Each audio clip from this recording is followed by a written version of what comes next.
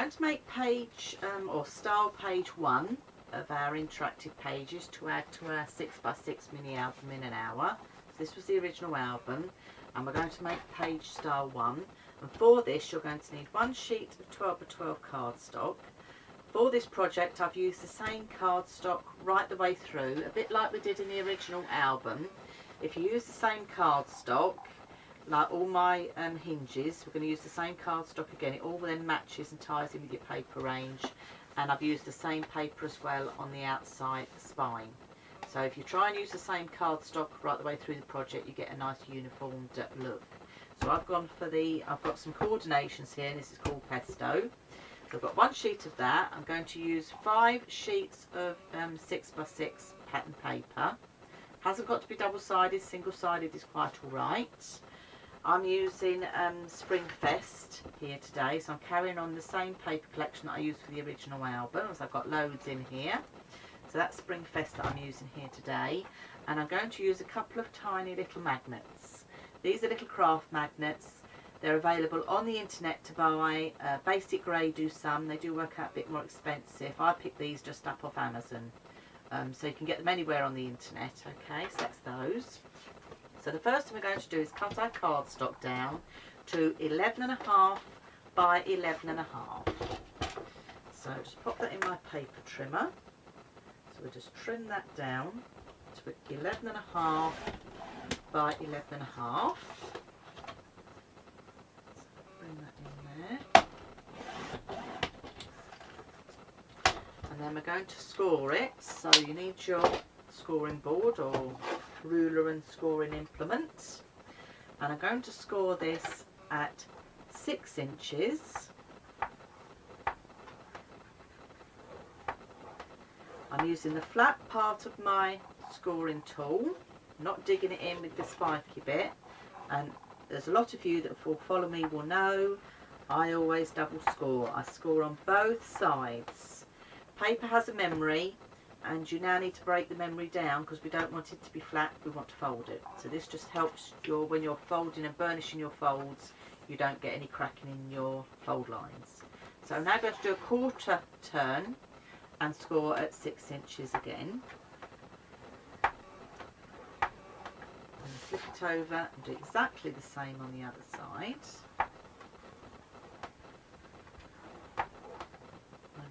And now I'm going to bring my mat back in.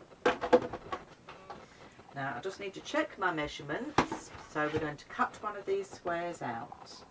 So you need to keep your square that is 6 inches by 6 inches. I'm trying to do this on the angle here. So that's my 6 inches by 6 inches. This top one is going to be measuring, that's the 5.5 by 6 inches. And that one's 5.5 by 5.5, and that one is 6 inches by 5.5. So what we're going to do is we're going to cut this top square away. Okay, so I'm going to go ahead and do that with my paper trimmer. So I'm cutting away this top square because I don't need that. So just line it up in your paper trimmer.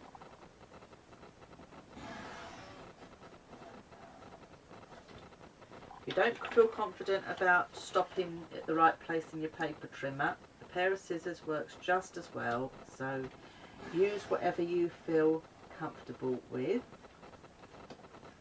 That's it. Pull that tag out. So now I've got a piece of paper that is looking like this. Okay, don't throw away that. We're going to make some other interactive pages for this project, and I'm sure this will come in useful, so we'll tuck that away down there. I'm now going to burnish my folds. So I'm going to bring one down here to start with. So with my score palette, I'm just going to run a score bone folder. I'm just running it along there to get a nice burnish on that, and I'm going to do the same with this one as well. Just folding it down like that. So then we get something which looks like that. Now you might get a bit of bobbling up on your cardstock because there again we're trying to give this a new memory. So just give it a good burnish. As you can see, I haven't got any cracking in my crease lines here, and that is because I've double scored. Now this is quite a simple interactive page. I thought I'd start you off on style 1. So I'm just trying to get this all to lay flat nicely. If you get a bit of bobbling like I've got here, just take your time with your folds. Now what I may do with this is catching on here, so I'm going to cut a tiny slither off this piece here. So even for me, sometimes these things happen. So I'm literally cutting a tiny slither. It's better to cut a little bit and recut a little bit than end up cutting too much and it doesn't work. So pop that down again now, and that's laying a lot better.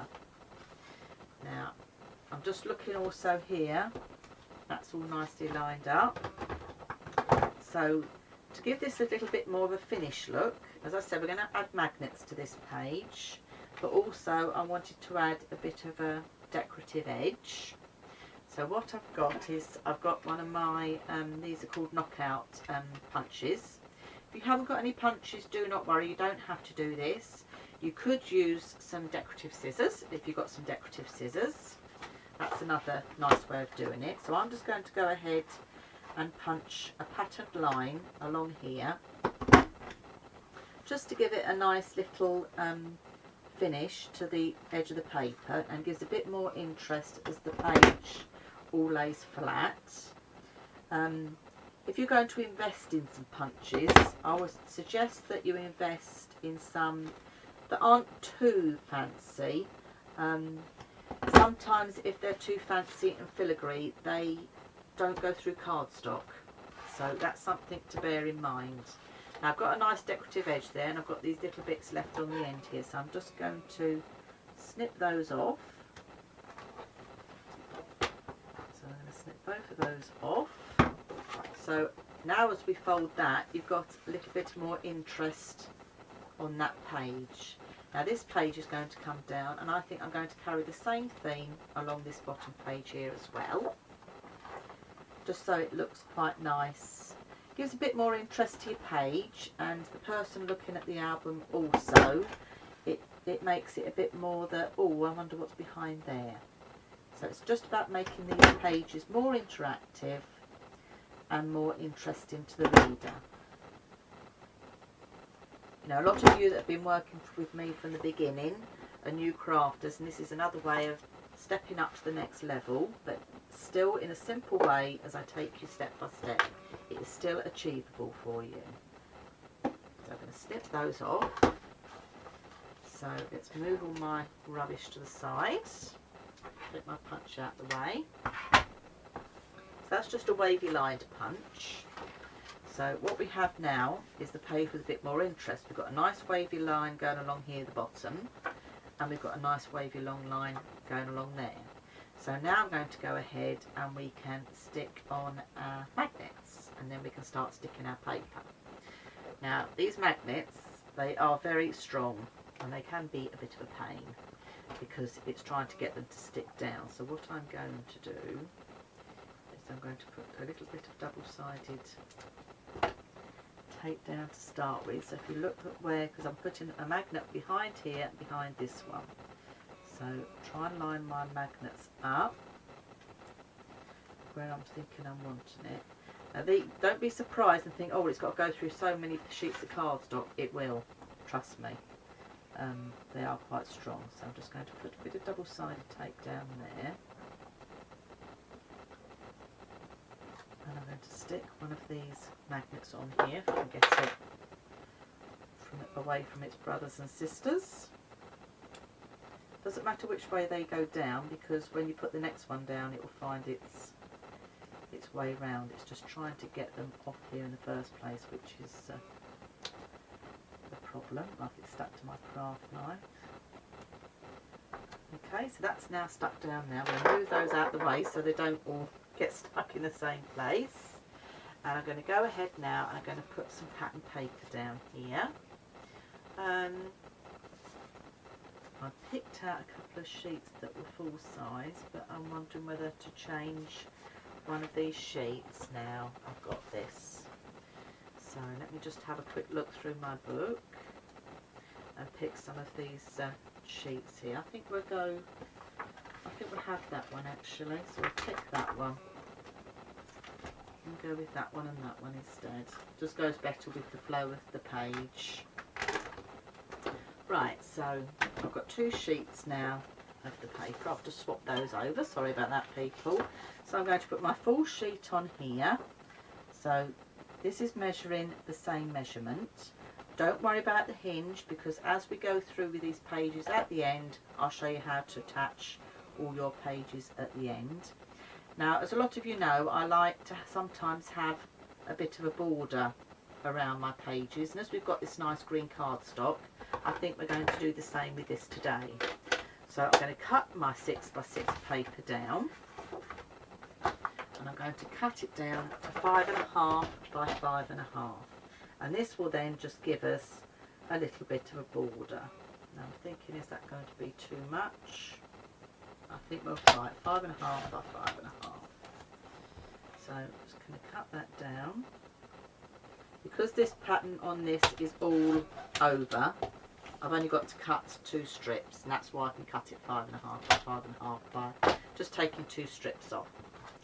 Okay, and then that will go nicely on the middle there to make a nice photo mat for a big photograph. The other thing I will do with this is I'm just going to round my edges off. Just makes them look quite nice. Now at this stage, depending on what paper collection you were doing, if you wanted to go ahead and ink your edges, you can. If not, you can go straight ahead and stick this down. So I'm going to go ahead with my tape runner, and I'm going to go all the way around with my tape runner. You can use a tape runner, you can use wet glue, you can use whatever you like. It's your glue of choice, entirely your choice. That's got stuck to my magnet. And then I'm going to stick this down. Now this paper is quite generic, it doesn't matter which way around it goes. So let's get that stuck on there. So that now is stuck over the top of my magnet. Okay, now the second piece I've got, because this pattern matches quite nicely on, I'm going to stick that on this side, but I'm going to check my measurements. So now this is measuring, under the pattern is 5, so I'm going to bring this in at, let's try 4 3/4 by 5.5. So 4 3/4 needs to go this way. So we'll try that first, and then I'm having the 5.5 the other way.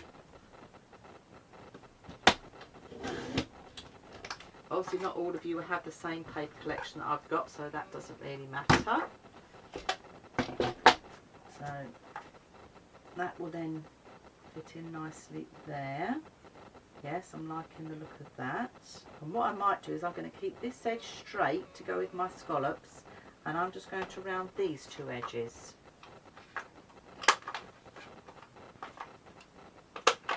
I'm going to use my tape runner again. The beauty of using a paper collection pad like this is, you know, all the papers match, so it's absolutely brilliant. So I'm just going to line this up. I'm eyeballing it to get it in the right place. That fits nicely on there. And then we need to then go ahead and add the other couple of layers of my pages. So to add a bit more interest to this now, I'm going to add some pattern paper, some sort of embossed paper if you like. And I've picked these 2 patterns out, so I thought we're going to put one there and one there. Now we know this one measured 4.5 by 5.5, 4 3/4, sorry, by 5.5. So this mat is going to measure the same. So I'm just going to trim that up quickly. There again, being as this is an all over pattern, I've not got to worry too much about which way the pattern's going, so that's absolutely brilliant and saves so much time. I think I cut that too short, but let's just check.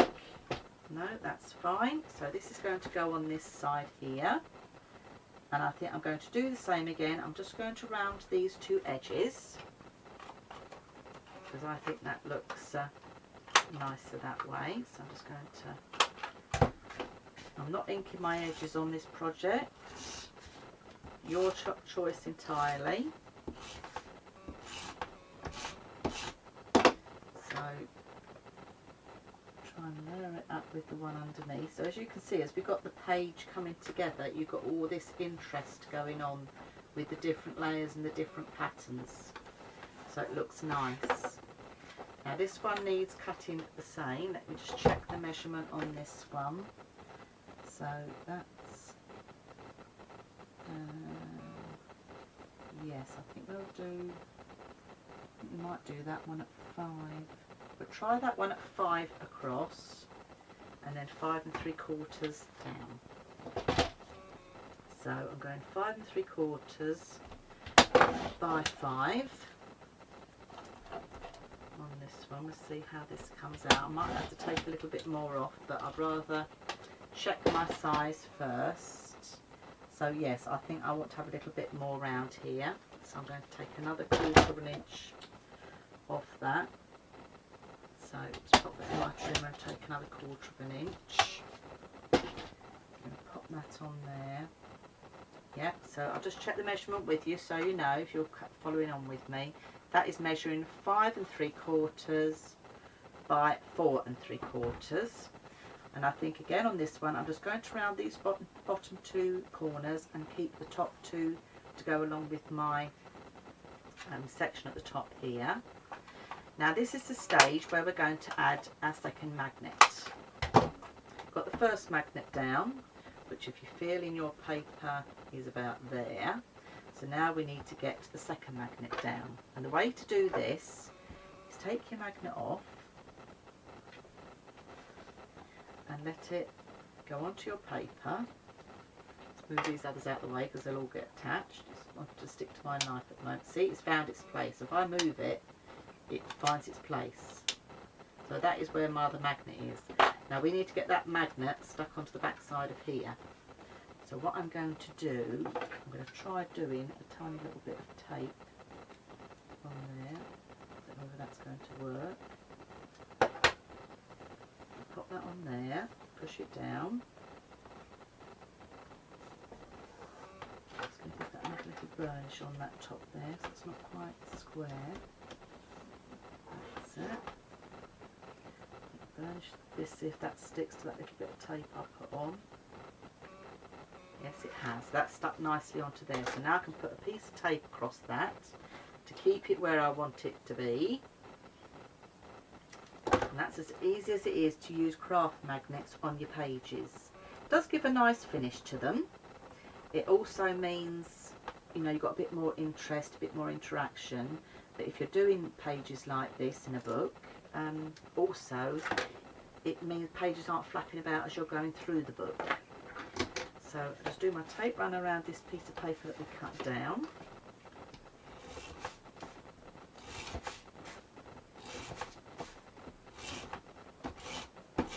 Put that down on there. Oh, we've got that the wrong way round. See, I'm putting my rounded ends here. Good job I spotted that before I stuck that all the way down. So, stick that on there. Press that right down. Really give that a good burnish round where you've got your magnet. I mean, this is quite thick embossed paper, but you can't see the magnet through it at all. So then as the page gets folded up, it stays put. It doesn't actually come up at all until you lift it. So that's the beauty of the magnet. So we just need now to put a mat on here. And that will be the same size as the one we put underneath, so I might just go ahead and measure that first for quickness. So we need to put a mat on the top, which is 5 3/4 by 4 3/4. So I'm going to take, so let's take the 5 3/4 first. So we'll take that and slither off there, and I need 4 3/4. So doing that, I think that's going to take too much of my pattern on here because I want to try and keep as much pattern as possible. So I'm going to take 1/2 inch off first, and then I'm going to turn it. So I'm wanting 4 3/4. That's going to be too much again, so I'm going to turn it again and take another 1/4 of an inch. So technically now at the top I've taken off 3/4 of an inch. I'm now going to measure it up to take the last off. So that piece now is measuring 4 3/4 by 5 1/4. It's the same measurement as that. This is going to go on the front here. So I think this time, for a bit more interest, I might corner all 4, I think, this time. It's nice to get your punches out, do a bit more fancy work. It makes it a bit more interesting when you're matting and layering your pages. And because we've used nice cardstock that's going to match in with the hinge and the spine of the book, it's quite nice to have some of the cardstock showing. So you could make these pages with double-sided pattern paper if you wanted, but you would find with that way of doing it that your pages obviously are all the same colour.